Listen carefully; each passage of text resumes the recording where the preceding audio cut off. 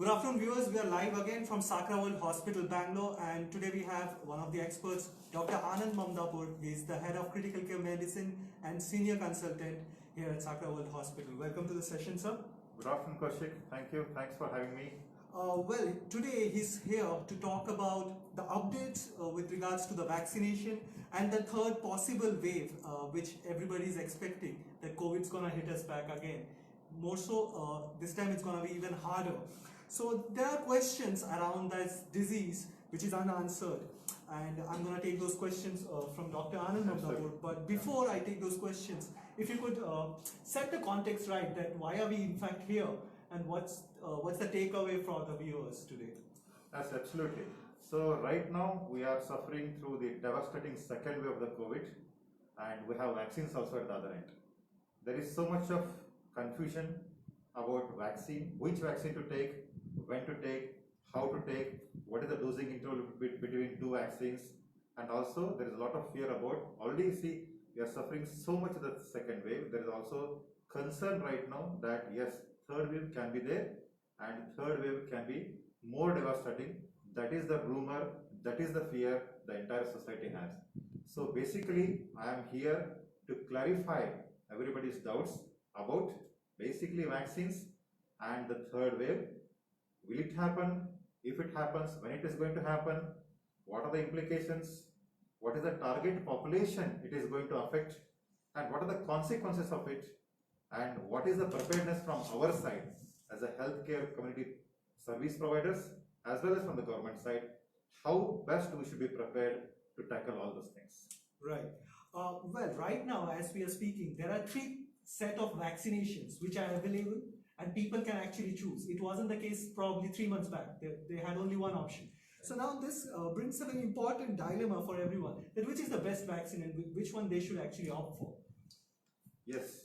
First of all, most important thing everybody should understand this, vaccine itself is very, very important. Do not choose which vaccine is important, A is better, B is better, or C is the best. No.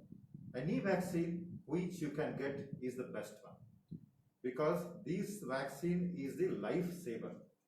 The vaccine is going to protect you from a severe and lethal disease. People who have been vaccinated, either they do not develop a severe disease, and if at all they develop a disease, it can be very, very minor. So vaccine is very, very important. Getting a vaccine is very important.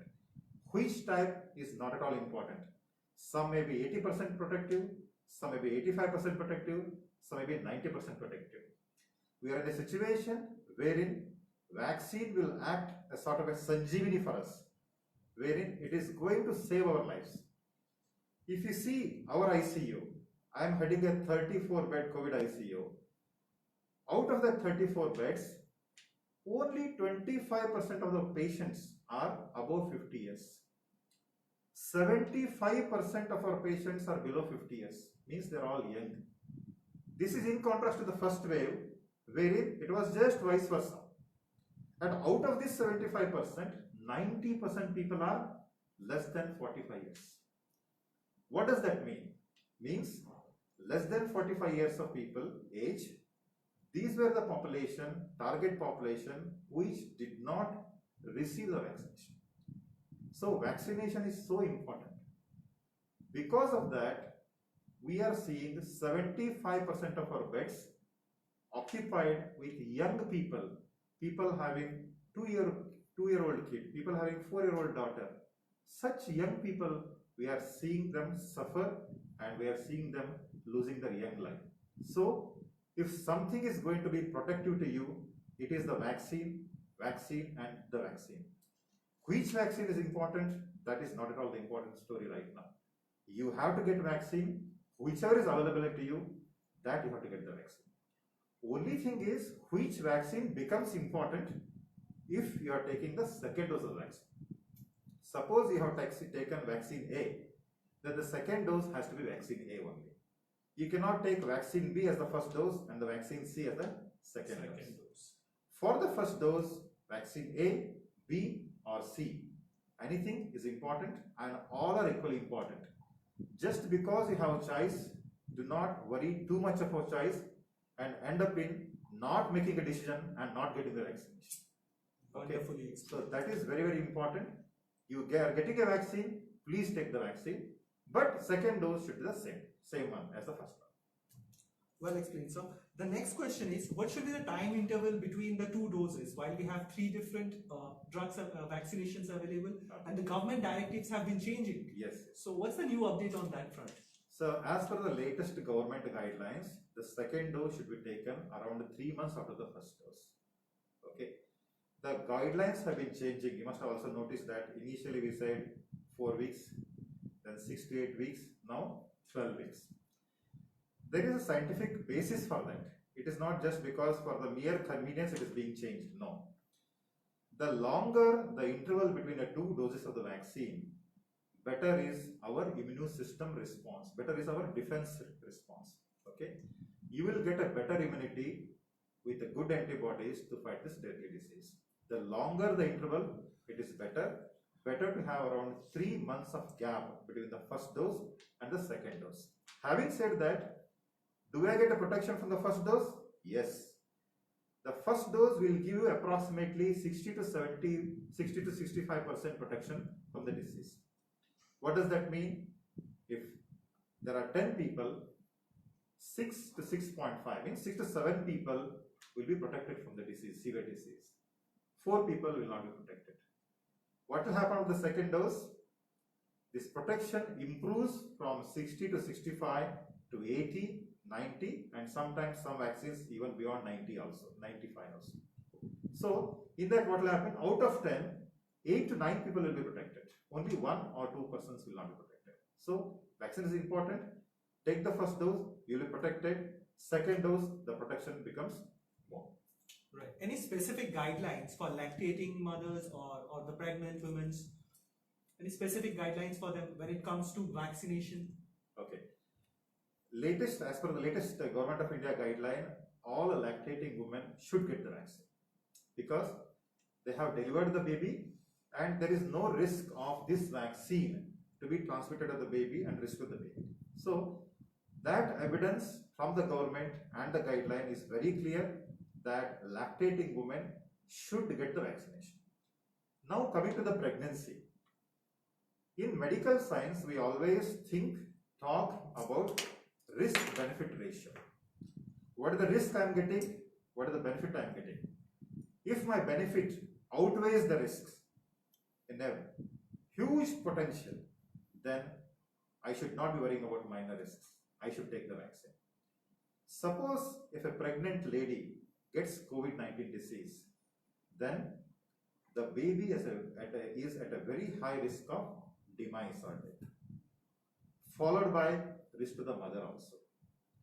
In that situation, even though we do not have the latest or the strict evidence-based government or any other guideline that pregnant women should be vaccinated or should not be, but as far as the risk-benefit ratio goes, and the risk of losing the baby plus or minus losing the mother is quite high. If a pregnant lady gets a COVID disease, after having an informed consent, informed discussion with the family, with their physician, it's important that you convince them and they can take the vaccine. Even though just for lactating women, there is a guideline, yes, they should take. But as far as the pregnancy is considered, the benefit outweighs the risk. Okay, right. So once the physician has a good discussion and informed consent, then they can take the vaccine. Couple of females also have a doubt wherein should they take the vaccine when it's around their monthly menstrual cycle. Right. Okay. So there is no contraindication. Suppose if your vaccination date is falling on those days, then you should take the vaccine. The vaccine is not going to harm you in any way. No side effects as far as your monthly menstrual cycle is considered. Only thing is, as you know, the vaccine will give rise to some pain, fever, myalgia for 2 to 3 days. During those time also, you'll be a little bit weak and you may experience a little bit more weakness, that's all. Otherwise, in no way it is going to negatively affect you. So even people who are menstruating, who are having the cycles, during that time, if vaccination falls during that time, they should take the vaccine. Right. Well, what's the guideline for blood transfusion if an individual has been vaccinated? Can he donate blood, he or she? Yes. A person can certainly and should donate the blood after vaccination. There are two different varieties of vaccination. Based on that, we suggest when to do. Okay. For certain varieties of vaccine, you can give the blood immediately the very next day. Okay. For certain vaccines, you should wait for 2 weeks. But for all practical purposes, if it is adding to a confusion of a common man, for all practical purposes, 2 weeks is a good time to donate blood after vaccination. Right. Can somebody who has just recovered from COVID infection is a good candidate for vaccination? Yes, that's a good question. See, the guidelines with respect to that are also changing right now. Okay, a person, suppose there are a couple of scenarios in this. A person who has recovered from the COVID disease, whether he can take the vaccine, whether he can take the first dose of the vaccine. Right. Or a person, suppose let us say he had the first dose, then after some time he gets the disease, then whether he should get the second dose or not. Okay. Right. Okay. So now, as per the latest guideline, you should take the vaccine about 3 months after your complete recovery. After 3 months. 3 months, as per the latest guideline. Previously it was 14 days. Okay. Okay, now it is changed to 3 months. Even people, you must have heard of plasma therapy, some Right. antibody therapy, monoclonal antibody therapy. So previously the guidelines were people who received this plasma therapy, people who had this antibody therapy during their COVID disease as part of the treatment, they should wait for 3 months before getting the vaccination. However, others can take the vaccine after 2 weeks. As per the latest guidelines, it is increased to now 3 months. But they should take the vaccine. Whether you have taken the first dose of the vaccine, had the disease, or you did not take the first dose of the vaccine and you still had the disease, you should take the vaccine around 3 months after the recovery. Right. My next question is gonna interest those people who are mildly symptomatic and at home isolation. Right. One of the equipments which has become taken a household term is the pulse oximeter. So they are keeping a track of what's the oxygen saturation in their blood, which is a healthy saturation level. Okay. So as far as the home isolation and self-monitoring of oxygen is considered, 94% is a good, safe level to be monitored at home. So that is the first safety level. What is the next safety level? When you should be worried and when you should get admitted to the hospital Right. is once it goes below 90. Below 90, they have to get admitted to the hospital. Sometimes below 90, depending on how sick they are and how are their CT scan reports, how are their blood reports, based on that, some of them below 90% saturation, they might require ICU admission also. But for home isolation at home, 94 is a safe level. 94. Before any trigger bells Yes, ring. yes. Right. And there is one more entity, what is called as 6-minute walk test. Okay. Means the 6-minute walk at home, even if you are in a home, that will test the capacity of your lungs. Okay. With that 6-minute walk test, your oxygen levels do not drop. That means you have a good reserve and you are probably not suffering from a severe disease, or at least at that particular point of time, your disease is not severe.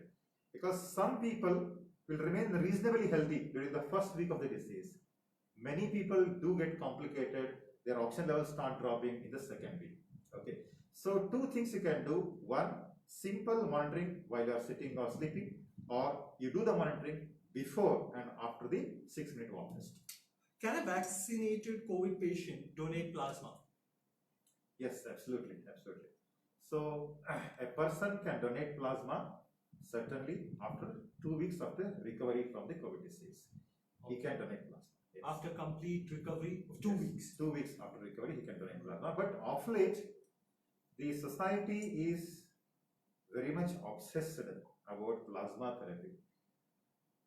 They all feel that plasma is just like Sanjeevani. I told about Sanjeevani Right. vaccine. Right. But many people believe that plasma therapy is just equivalent to Sanjeevani. If you give plasma, patients will be completely alright. No, that is not the case.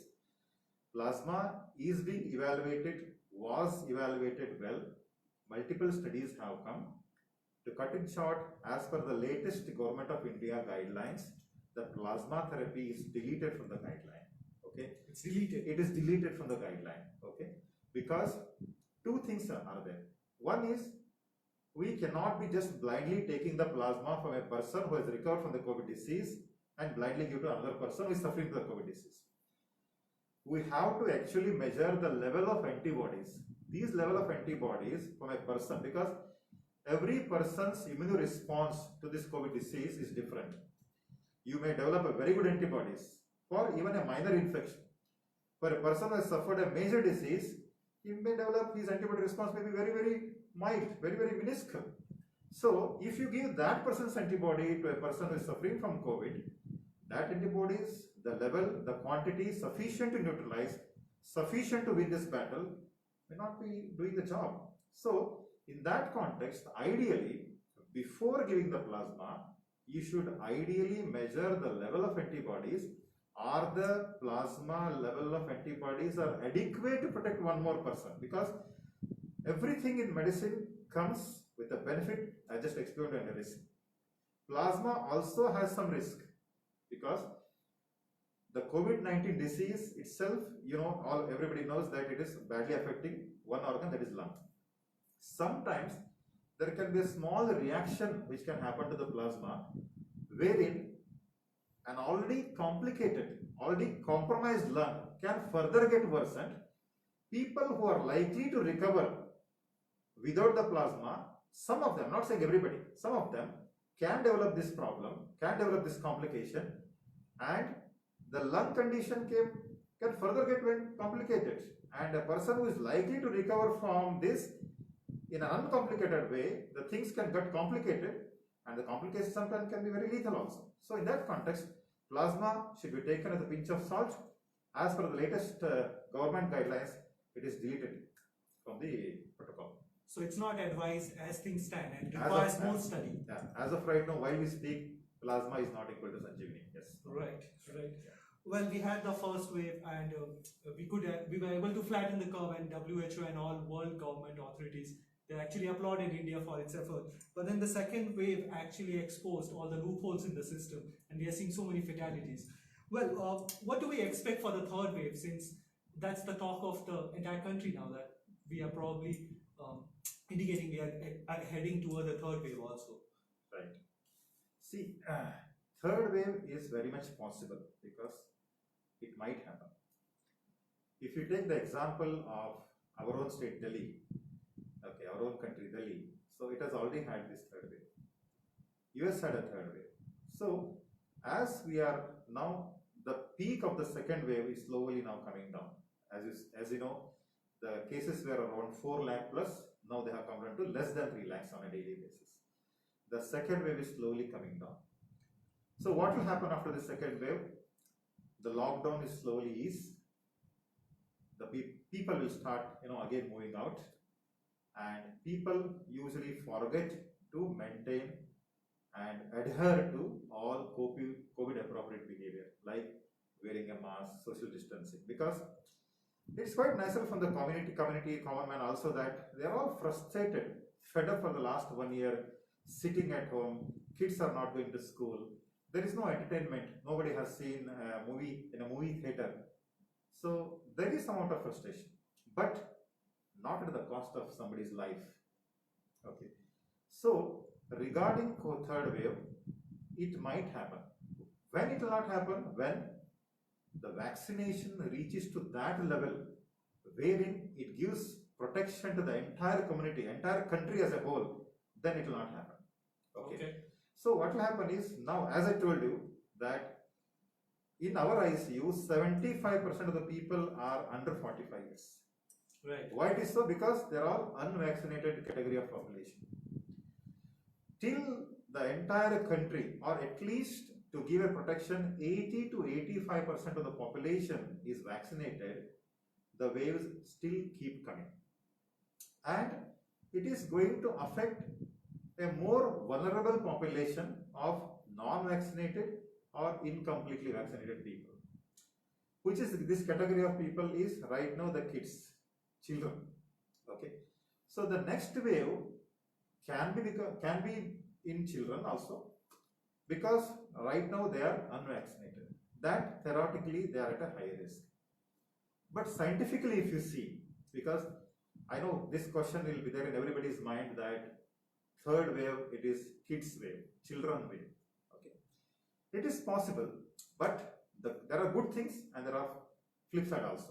So there are good things are the kids are well protected from this COVID-19 disease as compared to adults.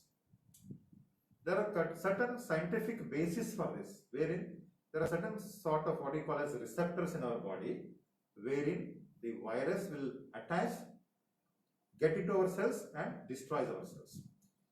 These receptors in kids are less in number and they are also not maturated. Means virus has a less chance to get attached to this so that it enters the kids' cells and destroys them. And as you know, that the kids will have a very good immune system, their glands, what we call lymph glands and Alzheimer's, what we call in medical terminology, they're all well developed in kids, and as you grow from a kid to adult, all those things will come down.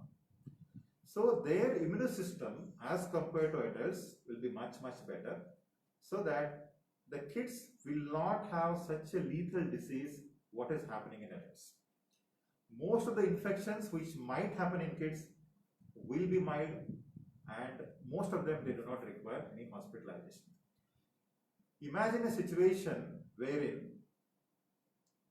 there will be overwhelming number of kids requiring hospitalization in the third wave COVID. It will be devastating. Right. Logistically, it is not possible. You are an adult, you had a severe COVID disease, you are admitted to the hospital, and we are taking care of you. And we will communicate to your family members over the phone that he is doing like this, his developments are like this, his blood reports are like this, his CT scan is like this. Imagine a 4-year or 3-year-old kid is admitted. So kid has to be there with the mother.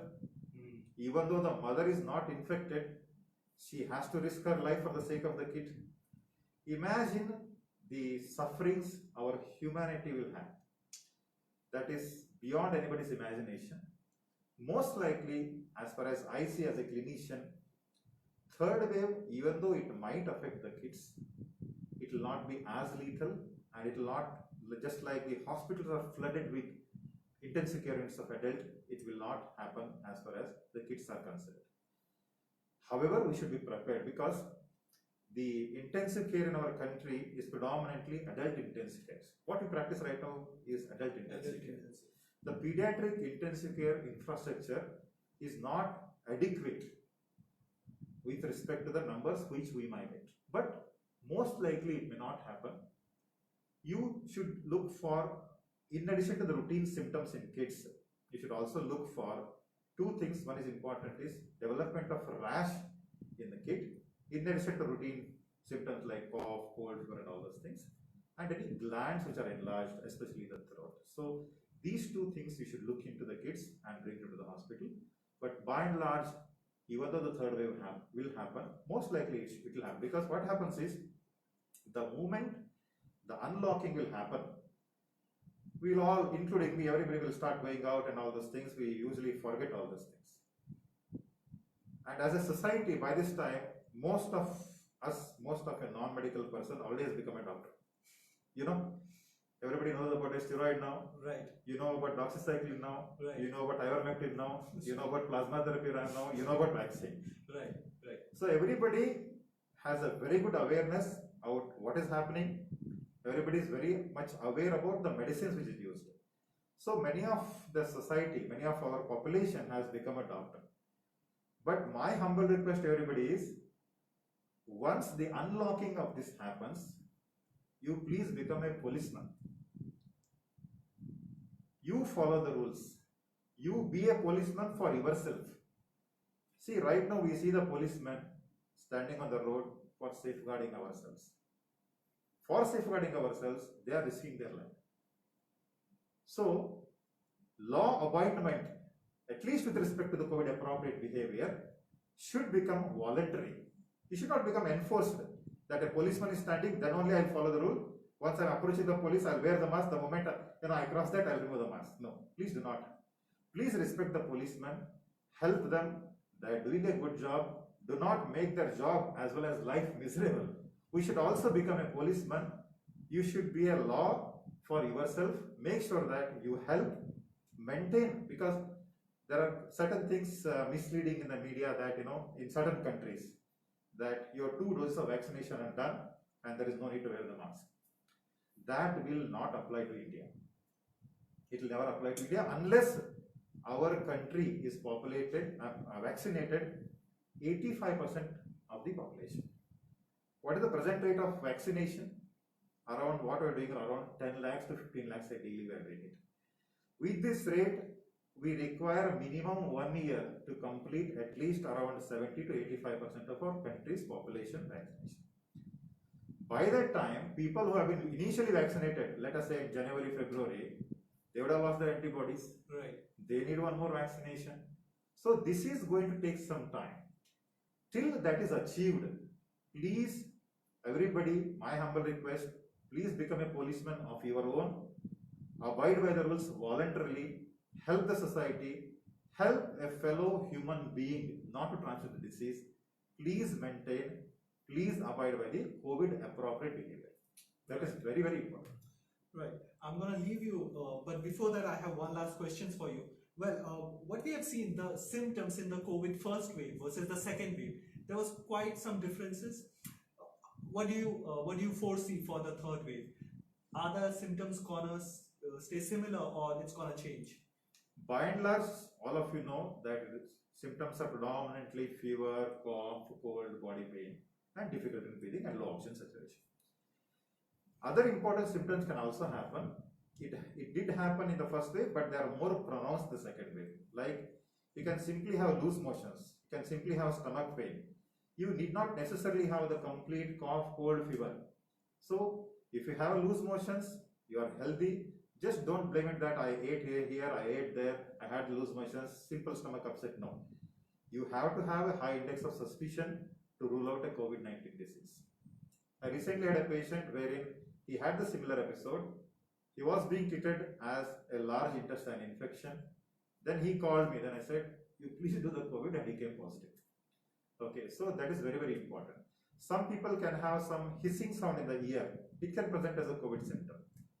And as there is a little bit of concern among the society that the COVID vaccination can give rise to blood clots. Yes, it is there, but the risk is very, very less as compared to the benefit. The COVID disease itself can give rise to blood clots. Forget the vaccine. Okay. Because we see lot of blood clotting which is happening. People can come with directly heart attack, no other symptom. They have a COVID disease, they come with a heart attack. They have a COVID disease, they come with a lung attack. Sometimes they come with blood vessels blockage of the hands, legs, it can happen. And more frequently, what is happening is blood clot formation in the brain is happening. Okay, so blood clot is a very, very common but devastating symptom of COVID disease, especially young females. If you have a headache, you have never experienced this headache before, intolerable headache, don't sit at home. You can have COVID disease. So, even though the predominant organ is affected is lung, and the symptoms are predominantly cough, cold, fever, any organ can be affected, and you have to have a high index of suspicion. Don't decide on your own. Please consult your physician. Make sure that you do not have a COVID disease. Well, thank you so much, sir, for your time and all the insights you could share with our viewers. And I think most of your doubts were cleared here. And we'll be back again next week, where Dr. Anand here is going to talk about the deadly black fungus, the mucormycosis, which is talk of the country right now. So he's going to talk about that and share different aspects and insights from that disease pattern. Till then, logging out, and thank you, sir, again for joining us. Thank you, viewers who could log in for this session. Thank you so much. It's always a pleasure to have the society and the community. Thank you so much.